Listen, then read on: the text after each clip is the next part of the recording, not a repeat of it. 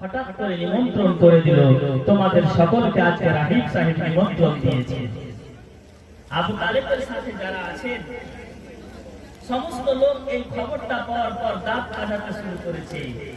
আরে আমরা সফর অবস্থায় আছি, হঠাৎ করে আমরা দাওয়াত পেয়ে গেলাম, কত খুশি। কিন্তু কেউ বুঝতে পারেনি যে দাওয়াতটা কিসের জন্য পেয়েছি। দাওয়াতটা পেয়েছি তো রাসূল আরবির জন্য পেয়েছি। বলুন সুবহানাল্লাহ। বাবাজি ভাইরা, ওগো আমার মা বোনেরা, শুনে মন দিয়ে শুনুন গো মা, ওগো আমার বাবারা মন দিয়ে শুনেন। আল্লাহর নবী তো জাহানের বাদশার জন্য দাওয়াত দিয়েছে। পহিলা রাহিব লোক পাঠালো দাওয়াত দেওয়ার জন্য, বলে তাড়াতাড়ি চলে এসো, তাড়াতাড়ি তোমরা নিমন্ত্রণ খেতে এসো। নবীকে রেখে দিল সেই গাছের নিচে সামানগুলো জোগাবার জন্য, নবীকে রেখে দিল। কেউ বুঝতে পারেনি নবী পাক সাল্লাল্লাহু বসে আছে, আর মাথার উপরে বাদল যেন ছায়া করে আছে। বলুন সুবহানাল্লাহ। মাথার উপরে বাদল ছায়া করে আছে। আমার রাসূল আরবি সাল্লাল্লাহু তাআলা আলাইহি ওয়াসাল্লাম বসে আছেন। সবাই চলে গেল বহিরা রাহিবের বাড়িতে, দাওয়াত খেতে বসেছে। বহিরা রাহিব বাড়ির সামনে বেরিয়ে এসে দেখতেছে বাদলটা আর যেন তার ছাদের উপরে আছে, নবীকে ছায়া করে আছে। তাহলে নবী দাওয়াত খেতে আসেনি, নবী দাওয়াত খেতে আসেনি, তার নামটা ছিল। ও বাবারা ভাইরা, দেখে বলতে লাগলো, ও আবু তালেব, তোমাদের দলের মধ্যে একটা বাচ্চা কোথায় আছে তাড়াতাড়ি বলো। তোমাদের দলের মধ্যে একটা বাচ্চা আছে, ওই বাচ্চাটা কোথায় আছে বলো। আবু তালেব বলতেছে, ওটা আমার ভাতিজা, ওই যে গাছের নিচে বসে আছে, সামান পাতিগুলো জোগাতেছে, সামান পাতিগুলো দেখভাল করার জন্য রেখে এসেছে। বহিরা রাহিব বলতে লাগলো, কাছে থেকে ও তুমি তোমার দাদা ভাতিজাকে চিনতে পারোনি। হঠাৎ করে আবু তালেব বলতে লাগলো, যাও তাকে নিমন্ত্রণ দিয়ে নিয়ে এসো, তাকে আদর করে নিয়ে এসো, কারণ তার জন্য আমরা আজকে ইনভাইট পেয়েছি, আজকে দাওয়াত পেয়েছি। বুঝতে পেরে গেল ইনি হচ্ছেন আখিরি জামানার পয়গম্বর। আবু তালেব ভাতিজাকে ডাকতে পাঠিয়েছে, আর বহিরা রাহিব ছাদের উপর থেকে দেখছে নবী যেমন চলতে শুরু করেছে, নবীর উপরে একখানি বাদল ছায়া করেছিল, সেটাও নবীর সাথে সাথে চলতে শুরু করেছে। এই মানজারটা কাফেলার সকলে দেখেছিল, আর দেখার পর নবীকে শেষ জামানার নবী হিসাবে ইকরার করেছিল। বলুন সুবহানাল্লাহ। বলে ইনি হচ্ছেন শেষ জামানার পয়গম্বর, আল্লাহর নবী তো জাহানের বাদশা, মরুদুলাল আহমদে মুজতাবা। দাওয়াত খাওয়ার পর আবু তালেবকে বলতে লাগলো, ও আবু তালেব, একটু সময়ের জন্য তোমার ভাতিজাকে ঘরের ভিতরে নিয়ে যেতে চাই। আবু তালেব ভয় পেল যে হঠাৎ করে আমার এটা ঘরের মধ্যে নিয়ে যাবে, আমার ভাতিজাকে না হয় সে চাকু না মেরে দেয়। কিন্তু মনের মধ্যে একটা বিশ্বাস ছিল যে আমাকে দাওয়াত করে ইনভাইট করেছে, তারা সেই লোকটা কখনো বদমাশি করতে পারে না। বলে যাও নিয়ে যাও। ঘরের মধ্যে নবীর জুব্বা মুবারক জানাবে বহিরা রাহিব জুব্বা মুবারককে ছেড়ে দেখলো নবীর পৃষ্ঠদেশে মোহর মারা আছে, লেখা আছে শেষ জামানার পয়গম্বর খাতামুন নবিয়্যিন।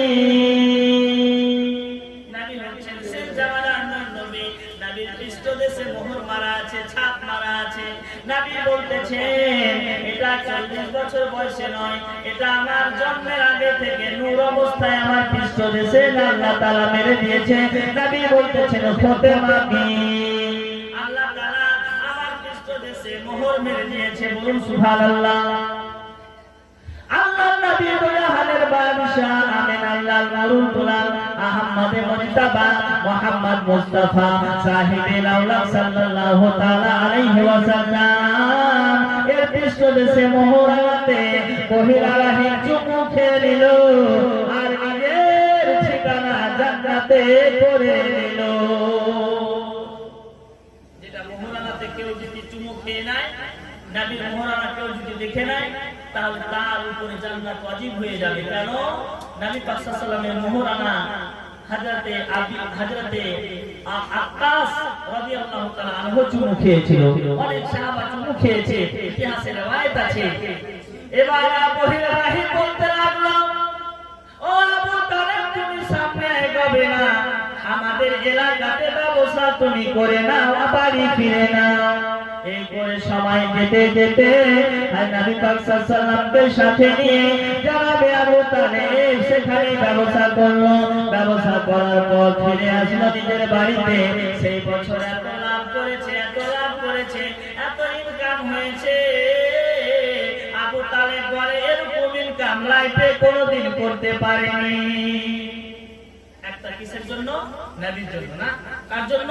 জোর করে বলেন, কার জন্য? নবী পাক সাল্লাল্লাহু আলাইহি ওয়াসাল্লামের জন্য। নবী হচ্ছেন রাহমাতাল লিল আলামিন। তাই তো আল্লাহ বলতেছেন, ওয়া মা আরসালনাকা ইল্লা রাহমাতাল লিল আলামিন, আমি গো তোমাকে রাহমাতাল লিল আলামিন করে প্রেরণ করেছি।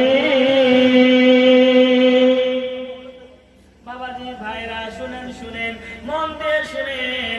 আল্লাহ নবী যখন চলে আসলো, নবীর বয়স মোবারক 12 থেকে 13, 13 থেকে 14, 14 থেকে 15, তারপরে 16, 17, 18 বছর বয়স হয়ে গেল। তদানীন্তন কালে একটা যুদ্ধ হতো, যেটা হচ্ছে ওকাজ মেলা। ওকাজ মেলাতে নারীকে নির্যাতন করে আপনার উলঙ্গ করে নাচ করাতো। নবী পাক সাল্লাল্লাহু আলাইহি ওয়াসাল্লামের কানে খবর আসলো ওকাজ মেলাতে নারী নির্যাতন করা হচ্ছে। নবী বলতেছে নারীদেরকে নির্যাতন করা হচ্ছে, ড্যান্স করানো হচ্ছে, অনেক মানুষকে মেরে ফেলা হচ্ছে, যুদ্ধ বিভিন্ন এলাকাতে লেগে থাকছে। নবী বলতেছে শান্তি কি করে আনা যায়, শান্তি কি করে আনা যায়। তার জন্য নবী পাক সাল্লাল্লাহু আলাইহি ওয়াসাল্লাম একটা সুন্দর করে সেবা সংগঠন করলেন, যেটার নাম হচ্ছে হিলফুল ফুজাল। হিলফুল ফুজাল সেবা সংগঠন, সেবা সংগঠন একটা কায়েম করলেন। আমি সংক্ষিপ্তে টাচ করে করে বলে যাচ্ছি। সেবা সংগঠন করলেন। নবী পাক সাল্লাল্লাহু আলাইহি ওয়াসাল্লাম আস্তে আস্তে বয়স মোবারক হয়ে গেল, 25 বছর বয়স। 25 বছর বয়স। নবী পাক সাল্লাল্লাহু আলাইহি ওয়াসাল্লাম এই সময় একটা উপাধি চতুর্দিকে ছড়িয়ে গেল, আল আমিন, আল আমিন, আল আমিন। নবীকে আল আমিন বলে সকলে ডাকতেছে। কিন্তু এদিকে আপনার খাদিজাতুল কুবরা একটা সুন্দর ছেলে চাইতেছে, যেই ছেলের মাধ্যমে তার ব্যবসা করবে। পরপর 3টা বিবাহ করেছে। একটা রিওয়ায়েতে আছে 2টা বিবাহ করেছে, স্বামী বাজেনি, মারা গেছে। মা খাদিজা নিজের জীবনে আপনার শপথ এনেছে, আমি আর দ্বিতীয় বিবাহ করব না। আমার ব্যবসাটাকে একটা কোন যুবকের মাধ্যমে, একটা কোন লোকের মাধ্যমে আমার ব্যবসাকে এগিয়ে নিয়ে যাব। একটা সুন্দর সৎ ছেলের খবর পেয়ে গেল হঠাৎ করে, যার নাম হচ্ছে আল আমিন, যার নাম হচ্ছে নবী জামান বেআইন নবী, বেমিসাল নবী। নবী পাক সাল্লাল্লাহু আলাইহি ওয়াসাল্লামের খবর পেয়ে গেল, নবীকে ডাকে পাঠালো। নবী গেল, নবী পাক সাল্লাল্লাহু আলাইহি ওয়াসাল্লামকে বলতেছে, মা খাদিজাতুল কুবরা বলে, ও আল আমিন ভাই, আমার ব্যবসার সাম্রাজ্য তোমাকে সামাল দিতে হবে। নবী বলতেছেন, হ্যাঁ হ্যাঁ আমি সামাল দিব, তবে আমি তোমার একটাও লাভ খাবো না। যয় টাকা তুমি আমার বেতন ধার্য করিবে, 100 টাকা আমি ইনকাম করে আমার চাচা আবু তালেবকে দিয়ে দিব। এরকম করতে করতে বাবাজি ভাইরা একটা ব্যবসা করার জন্য আবার বিদেশ চলে যাচ্ছে। মাইসারা সাথে আছে। নবী যখন আপনার ব্যবসা করতে বেরিয়েছে, আল্লাহর ফেরেশতারা চাদর ধরে আছে নবীর মাথার সামনে, বলুন সুবহানাল্লাহ, যাতে রৌদ্র আক্রমণ না করে, বাতাস যেন আক্রমণ না করতে পারে। আপনার মাইসারা সাথে আছে, ব্যবসাতে দ্বিগুণ লাভ করলো, দ্বিগুণ লাভ করলো। মা খাদিজার সামনে এসে হাজির করে দিল, টাকা পয়সা রেখে দিয়েছে।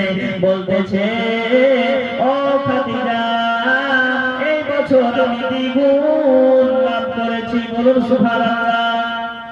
কয় গুণ লাভ করেছি? দুগুণ। বসেন এখানে। 2 গুণ লাভ করেছি। এখানে বসেন, 2 গুণ লাভ করেছি বাবাজি ভাইরা, ওগো আমার মা বোনেরা। আল্লাহ নবী দুজাহানের বাদশা আমের আল্লাহর মরুর দুলালকে আপনার দ্বিগুণ লাভের টাকা লাভ ধ্বংস দিতেছে।